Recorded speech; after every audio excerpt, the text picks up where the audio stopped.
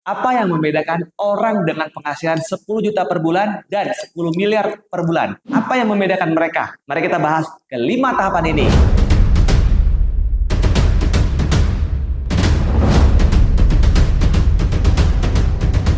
Anda dapat bisa mencari penghasilan di bawah Anda berdasarkan tipe yang mana yang paling cocok untuk Anda. Mulai dari menjual waktu, usaha, hasil, dampak, dan sistem.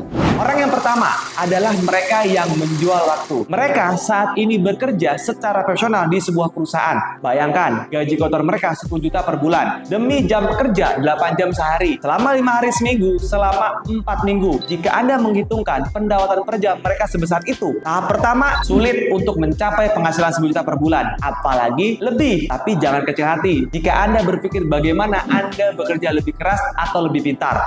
Tahap kedua, yaitu menjual usaha. Di tahap kedua ini, orang yang lebih cerdik, mereka mengerti bahwa mereka harus mematok harga lebih tinggi berdasarkan kekuatan, keterampilan, atau keahlian mereka. Mereka biasanya freelance yang mengerti bahwa mereka jual waktu mereka dengan harga yang lebih mahal. Nah, di tahap ini, dinamika lebih menyenangkan karena dalam hati Anda merasa bahwa pekerjaan yang lebih sulit dan membutuhkan keterampilan yang lebih tinggi akan dibayar lebih tinggi. Nah, biasanya orang-orang telah mencapai tahap ini mulai mempelajari high income skill atau keterampilan yang masuk dalam kategori pasokan tinggi. Mereka mencari tahu apa yang perlu dipelajari agar bisa mendapatkan penghasilan yang lebih banyak.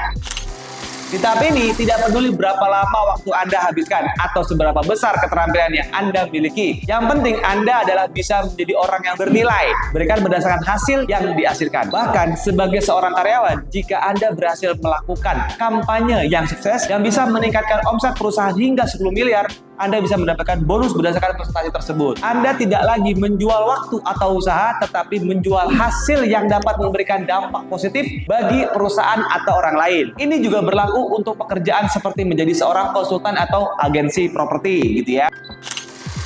Di tahap ini, tidak peduli seberapa lama Anda bekerja atau seberapa besar usaha yang Anda keluarkan. Yang penting adalah Anda mampu memberikan dampak yang signifikan dan positif. Misalkan, jika Anda sangat mahir dalam pemasaran, Anda dapat menawarkan jasa Anda kepada perusahaan dengan mengatakan, saya bisa meningkatkan omset perusahaan Anda hingga 10 miliar. Dengan anggaran 100 juta doang, gitu ya. Jadi, Anda tidak lagi menjual waktu atau usaha, tetapi menjual kemampuan Anda dalam menciptakan dampak nyata bagi perusahaan tersebut.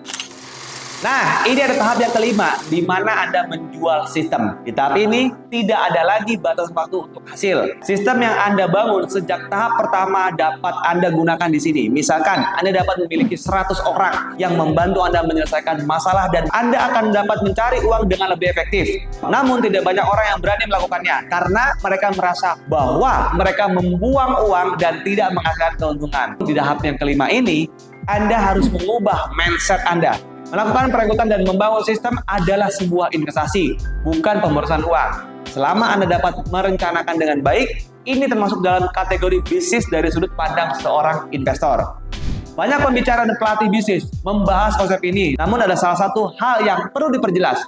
Jika Anda tidak berada dalam tahap-tahap sebelumnya, jangan khawatir. Ini hanya pendapat pribadi saya, berdasarkan pengalaman pekerjaan saya. Saya melewati setiap tahap dengan perlahan dalam bentuk agensi. Jika saya tidak melewati tahap-tahap tersebut, saya tidak akan berada di sekarang ini. Namun pada akhirnya, apakah Anda setuju atau tidak? Itu benar-benar tergantung pada Anda juga. Semakin maju tahapannya, semakin tinggi resiko, tetapi juga semakin tinggi rewardnya. Tidak ada reward yang tinggi tanpa ada risiko. Jadi itu adalah sesuatu yang harus dipertimbangkan. Jika Anda merasa nyaman di tahap kedua atau tahap ketiga, itu tidak masalah. Tidak semua orang memiliki efek atau risiko yang tinggi untuk menerimanya. Ini hanya rekomendasi dari saya. Sekarang, bagaimana pendapat Anda tentang hal ini? Apakah Anda setuju? Silahkan komen di kolom komentar. Semoga bermanfaat. Saya Dimas Ananto mengucapkan salam mantap.